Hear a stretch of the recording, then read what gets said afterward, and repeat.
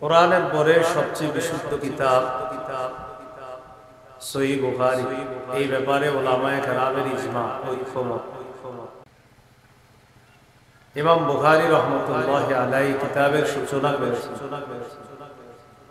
ওহী আল্লাহর পক্ষ থেকে মুহাম্মদ সাল্লাল্লাহু আলাইহি সাল্লামকে দিয়েছেন আল্লাহ।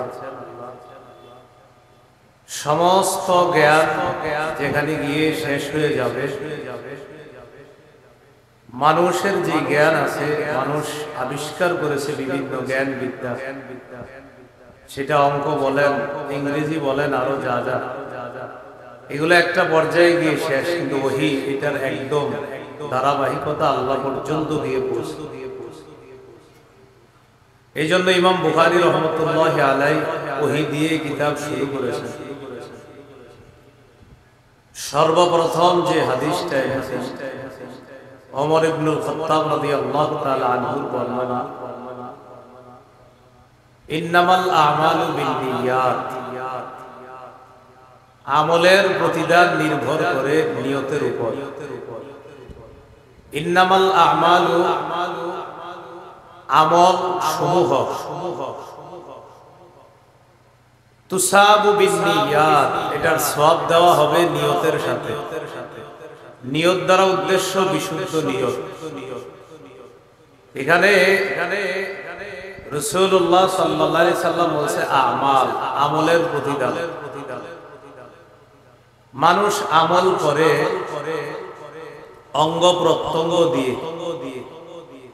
তাহলে আমি যে আপনাদের সামনে এখন ওয়াজ করব, ওয়াজ তো আকওয়াল, কথাবার্তা। আমার কথাবার্তার কি কোনো সওয়াব হবে না? নবী তো বলছে আমলের সওয়াব হবে, কথার সওয়াব হবে এটা তো বলে নাই।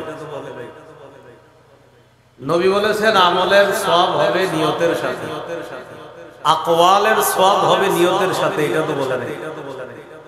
আকওয়াল মানে কথা, আমাল মানে কাজ। নবী বলছে ইন্নামাল আমাল, আমল সমূহের প্রতিদান দেওয়া হবে নিয়তের সাথে, বিশুদ্ধ নিয়ত। আমি কথা বলতেছি, এগুলো আকওয়াল। আপনারা ভালো ভালো যত কথা বলেন এগুলো আকওয়াল। তাহলে একটা হলো কর্ম আর একটা কথা। নবী বলছে কর্মের প্রতিদান দেওয়া হবে, কথার প্রতিদান তাহলে কি হবে? এই জন্য মনে রাখতে হবে মানুষ কাজ করে অঙ্গ দিয়ে। কি দিয়ে? অঙ্গ। হাঁটা পায়ের কাজ, স্পর্শ করা হাতের কাজ, শ্রবণ করা কানের কাজ, ঘ্রাণ নেওয়া নাকের কাজ, কথা বলা কার কাজ? তাহলে কথা বলা এটাও কাজ। কার কাজ? বলেন, কথা বলা কার কাজ? তাহলে যদিও বলা, কিন্তু এটা মুখের কাজ, আর কাজ মানে আমল, আর আমলের প্রতিদান হবে। অতএব ভালো কথা এটা মুখের ভালো আমলের অন্তর্ভুক্ত হয়ে এটারও প্রতিদান দেওয়া হবে। আমলের প্রতিদান নিয়তের সাথে। ঠিক আছে, আমল মানে কর্ম। মুখ দিয়ে যা বলি এটা কথা। তাহলে কথা কি কর্ম? হ্যাঁ, কথাও কর্ম। কিসের কর্ম? মুখের কর্ম। অঙ্গ প্রত্যঙ্গের কর্ম আছে, মুখেরও কর্ম আছে। মুখের কর্ম হলো ভালো কথা বলা, খারাপ কর্ম হলো খারাপ কথা বলা। মুখ দিয়ে যদি ভালো কথা বলা হয়, এই আকওয়াল তাদখুলু ফিল আমাল, এই আকওয়াল কথাবার্তাগুলো আমাল, কর্মের অন্তর্ভুক্ত হয়ে যাবে। আর এই কথার নিয়ত যদি সুন্দর হয়, তাহলে এই কথাকে আল্লাহ ভালো কর্মের অন্তর্ভুক্ত বানায়া এটার পরিপূর্ণ সওয়াব আল্লাহ। এই জন্য বলছেন নবীজি ইন্নামাল আমালু বিন্নিয়াত। এই একটা হাদিস, ইন্নামাল আমালু বিন্নিয়াত। সহিহ বুখারীতে আরেকটা হাদিস আছে, আল হালালু বাইয়িনুন ওয়াল হারামু বাইয়িনুন। হালাল স্পষ্ট, হারাম স্পষ্ট। আর এই হলো ইন্নামাল আমালু বিন্নিয়াত। ওই যে আরেকটা হাদিস আছে হালাল হারাম স্পষ্ট। হালাল এবং হারাম বিষয়গুলা মুসলমান যদি সঠিকভাবে জানে, এর মাঝামাঝি কিছু আছে সন্দেহযুক্ত, এগুলা থেকে যদি বাঁচে, হালাল করা হারাম থেকে বাঁচা, সন্দেহযুক্ত জিনিস থেকেও বাঁচা, বেঁচে থেকে যদি কোনো মুসলমান সঠিকভাবে আমল করতে পারে, আশা করা যায় সঠিকভাবে হালালগুলা জেনে পালন করার কারণে, হারামগুলা জেনে বর্জন করার কারণে এবং পাশাপাশি বিশুদ্ধ নিয়তের সাথে তার ভালো আমলের কারণে আশা করা যায় আল্লাহ দুনিয়া থেকে তাকে ঈমানের সাথে নিবে এবং তাকে জান্নাত দান করবে। এটা হলো হালাল হারাম ভালো করে জানতে হবে, কোনটা হালাল কোনটা হারাম, মাঝে কিছু সন্দেহযুক্ত এগুলা থেকেও বাঁচা। আর হলো ইন্নামাল আমালু বিন্নিয়াত।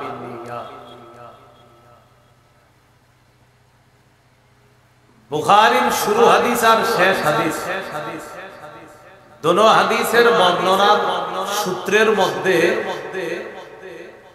যাদের থেকে ইমাম বুখারী রাহমাতুল্লাহ আলাইহি হাদিস আনছেন ওনার দুই উস্তাদ। এই দুই উস্তাদ,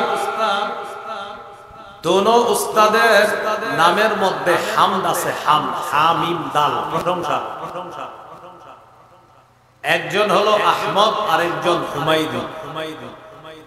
হামিম দাল মানে প্রশংসা করা, আহমদ মানে অধিক প্রশংসাকারী।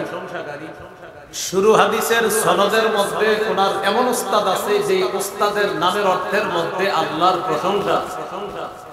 শেষ হাদিসও এমন উস্তাদ থেকে আনছে যেই উস্তাদের নামেরও আল্লাহর প্রশংসা আছে। উনি বুঝাইতে চায় সারা পৃথিবীতে মানুষের জীবনের শুরু শেষ হবে শুধু আল্লাহর প্রশংসা আর প্রশংসা। এই জন্য শুরু শেষ হাদিসে ওনার উস্তাদের নামের মধ্যে প্রশংসা এ আরবি আছে, হামিম দাল। আল্লাহ আমাদের সকলকে বেশি বেশি যেন আল্লাহর প্রশংসা করতে পারি, আল্লাহ তৌফিক দান করেন। এই জন্য রাসূলুল্লাহ সাল্লাল্লাহু আলাইহি সাল্লাম আল্লাহকে খুব বেশি বেশি বলতেন, আল্লাহুম্মা লাকাল হামদু, আল্লাহ সমস্ত প্রশংসা আপনার। এই কথা বলার পর নবী আরো বলতেন ওয়ালাকাল হামদু, আল্লাহ প্রশংসা আপনার, লাকা মুলকুস সামাওয়াতি ওয়াল আরদ, আসমান জমিনের রাজত্ব আপনার।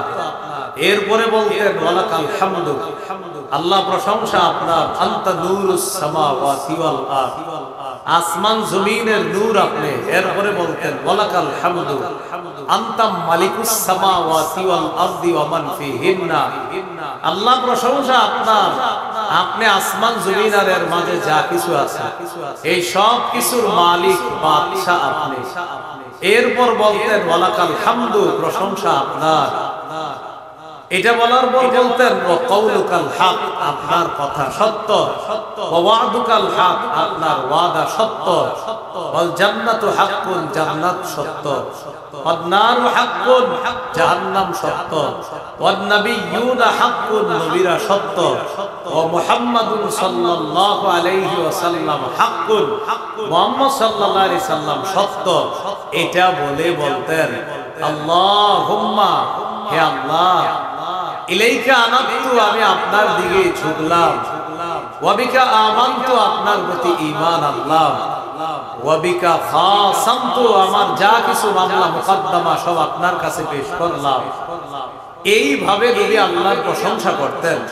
ইমাম বুখারী তার শুরু হাদিসে এমন উস্তাদ থেকে আনছেন যে উস্তাদের নামে প্রশংসা, শেষ হাদিস এমন উস্তাদ থেকে আনছেন যে উস্তাদের নামেও প্রশংসার অর্থ। ইমাম বুখারী বুঝায় মানুষের সারাটা জীবন হবে শুধু আল্লাহর প্রশংসা আর প্রশংসা। তো শুরু হাদিস ইন্নামাল আমালু বিন্নিয়াত, আমলের প্রতিদান নির্ভর করে নিয়তের উপর। আল্লাহ আমাদের সকলকে যত কাজ করব, যা কিছু করব, আমরা পরিশুদ্ধ নিয়তের সাথে যেন করতে পারি, আল্লাহ তৌফিক দান করেন। নিয়তের মধ্যে ইখলাস পয়দা করা। এক সাহাবী নবীকে বললেন মাল ঈমান, হুজুর ঈমান কি জিনিস? নবী বললেন আল ইখলাস, ইখলাসই হলো ঈমান। এই ইখলাসই হলো ঈমান, মানে বিশুদ্ধ করা, নিয়তকে খালেস করা। পরিশুদ্ধ নিয়তের সাথে সমস্ত কথা কাজ যদি করতে পারি, আশা করা যায় আল্লাহ আমাদেরকে পরিপূর্ণ সওয়াব দান করবেন। বিপরীত দিকে আমাদের কোনো আমলের মধ্যে যেন মানুষকে দেখানোর উদ্দেশ্য না হয়। যদি হয় এটার নাম হবে রিয়া। রিয়ার আরেক নাম ছোট শিরিক। নবী বলেন ইন্না আখওয়াফা মা আখাফু আলাইকুম বাদি আশ-শিরকুল আসগর। আমার দুনিয়া থেকে বিদায় নেওয়ার পর সবচেয়ে যে বিষয়টা আমি ভয় করি সেটা হলো ছোট শিরিক।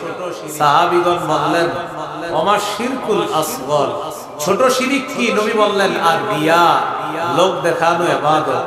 কেউ যদি ইবাদতের মধ্যে রিয়া উদ্দেশ্য হয়, লোক দেখানো উদ্দেশ্য হয়, তাহলে আল্লাহকে দেখা তার জন্য কষ্ট হবে। কাকে দেখা? হ্যাঁ, আল্লাহকে। সূরা কাহফের শেষ আয়াতে আল্লাহ বলেন ফামান কানা ইয়ারজু লিকা রাব্বিহি ফালইআমাল আমালান সালিহা। যে ব্যক্তি তার রবের সাক্ষাৎ কামনা করে সে যেন নেক কাজ করে। ওয়ালা ইউশরিক বিইবাদাতি রাব্বিহি আহাদা, সে যেন ইবাদতের মধ্যে কাউকে শরীক না করে, অংশীদার না বানায়। মুফাসসিরিনে কেরাম এই আয়াতের ব্যাখ্যায় লেখেন ইবাদতে অংশীদার মানে অসংখ্য অগণিত মুসলমান ইবাদতে অংশীদার বানায়, শিরিক করে, রিয়া করে, আরেকজনকে দেখানোর জন্য ইবাদত করে, এটাই শিরিক হবে, এটা রিয়া হবে। এজন্য ইবাদত রিয়া মুক্ত করা, শিরিক মুক্ত করতে পারলে আল্লাহকে দেখা যাবে। এক সাহাবী নবীকে বললেন হুজুর, ইবাদত যদি আল্লাহর জন্য করি, মানুষ যদি প্রশংসা করে তাও কি রিয়া? আমি ইবাদত আল্লাহর জন্য করলাম কিন্তু মানুষ প্রশংসা করে, এটাও কি রিয়া? নবীজি বললেন না, তুমি যদি ইবাদত বিশুদ্ধ নিয়তের সাথে আল্লাহর জন্যই করো, এরপরেও যদি মানুষ তোমার প্রশংসা করে, তিলকা আজিলু বুশরাল মুমিন, এটা হলো মুমিনের দুনিয়াতে নগদ সুসংবাদ। তাহলে নিষেধ কোনটা? ইবাদত কার জন্য করা? মানুষের জন্য করা, এটা নিষেধ। আল্লাহর জন্য করলে যদি মানুষ প্রশংসা করে, এটা আপনার সমস্যা নাই, এটা আপনি করতে হবে আল্লাহর জন্য। তো ইমাম বুখারী শুরুর হাদিস আনছেন সমস্ত কাজ, কর্ম, কথা এগুলার সওয়াব পাবো, নিয়তটা বিশুদ্ধ হতে হবে। আজকে এখানে যারা বসে আছি বয়ান শোনার জন্য, আমরা বিশুদ্ধ নিয়তের সাথে আমরা বলবো, আল্লাহ পাক রব্বুল আলামিন যেন যা শুনবো বলবো এর উপর আমল করতে পারি, আল্লাহ তৌফিক দান করেন।